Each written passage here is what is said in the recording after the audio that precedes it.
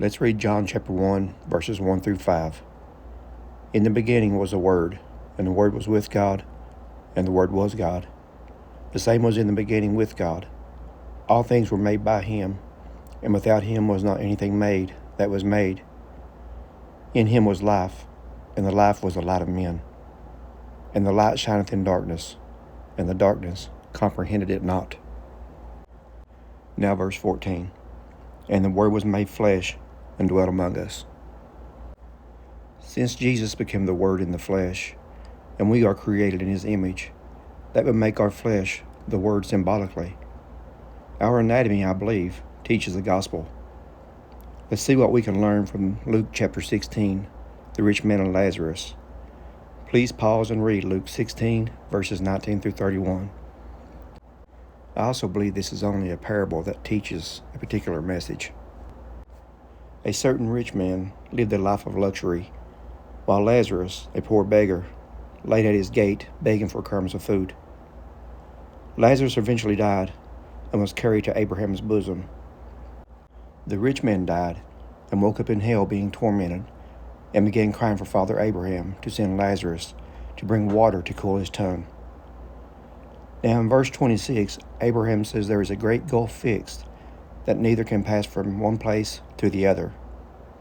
What is this great gulf in our anatomy? I have taught in other videos, such as Heavenly Anatomy, that our lungs are the tree of life, and our stomach, with its acid, is a lake of fire, a place of destruction.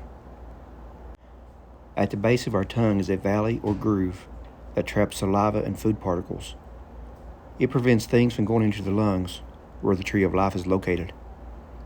This groove or gulf is called the vallecula. A gulf is an inlet of the sea with a small mouth, and a sea is salt water, like saliva. When we swallow, the epiglottis closes and acts like a gatekeeper, protecting the vocal cords.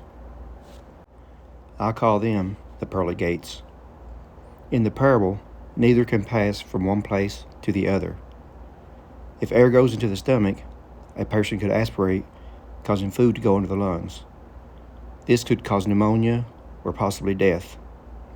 Now read Philippians 3, verse 19. Whose end is destruction, whose God is their belly, and whose glory is in their shame, who mind earthly things. The rich man represents the Jewish nation, wanting comfort from Father Abraham. The beggar is the other nations, begging for the crumbs of bread. This represents the gospel. The dogs represent the Gentiles. It's interesting that food and tongue are mentioned in light of the anatomy.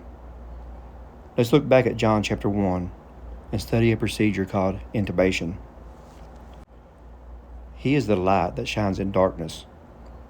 When someone is intubated, a lighted scope goes into the dark airway and vallecula, then opens the epiglottis, allowing us to see the pearly white vocal cords.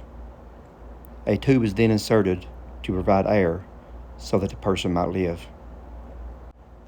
The tube is then sealed to keep the air from escaping. Now let's read John chapter 1, verse 18. No man hath seen God at any time. The only begotten Son, which is in the bosom of the Father, he hath declared him. We have comfort in what Christ has done, instead of relying on our earthly father like the rich man.